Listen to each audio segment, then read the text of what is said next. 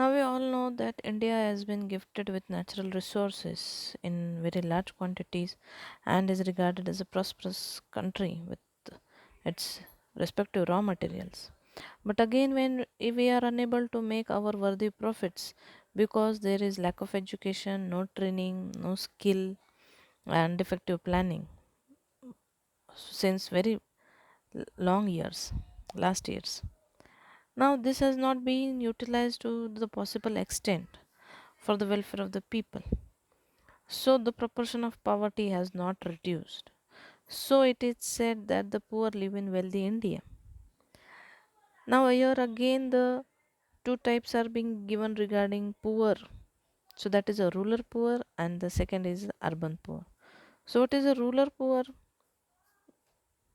Many a times when landless laborers, farm laborers, artisans of cottage industries or small scale industries, marginal farmers, beggars, forced laborers, inhabitants of forests or mountainous regions, tribals, temporary craftsmen, etc., are called rural poor.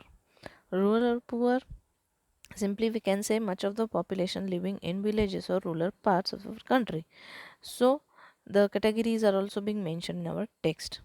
Then, urban poor goes with many of the people engaged in secondary activities, but they are not getting adequate income, and so they are living in slum areas or they are not able to fulfill or satisfy their needs.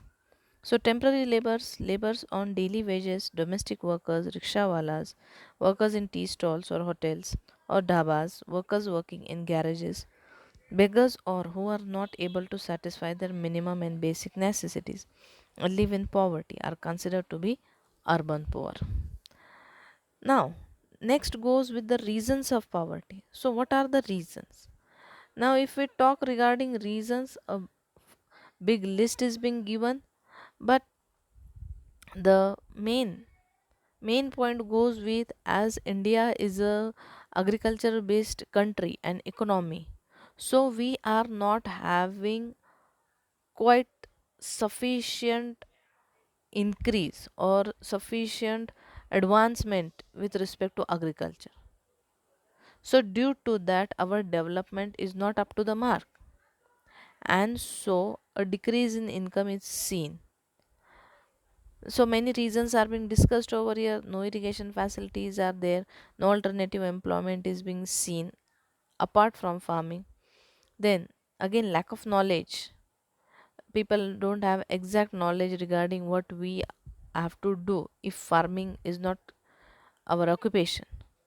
So some or the other alternative part should be seen. Then first of all, many people should be educated, they should be skilled, they should be trained. After that, it is also said that a decrease sorry an increase is seen in unproductive expenditure that does not require anything, but it is just wasted. Then illiteracy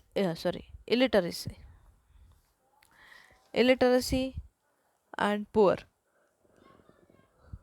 become victim of exploitation and injustice. After that, the government have made schemes, but many a times it lacks as they do not work properly, or many a times public awareness is not seen, or many times people does not support the government. After that, then many a times necessities are being ignored. Welfare of the poor sections are seen with respect to the economic policies also, that if so and so area persons are will give a vote to a certain elective candidate, so he will be benefited, but their living up standard or their economic problem is not being solved. Then production of cash crops encouraged while production of edible oils crops was reduced.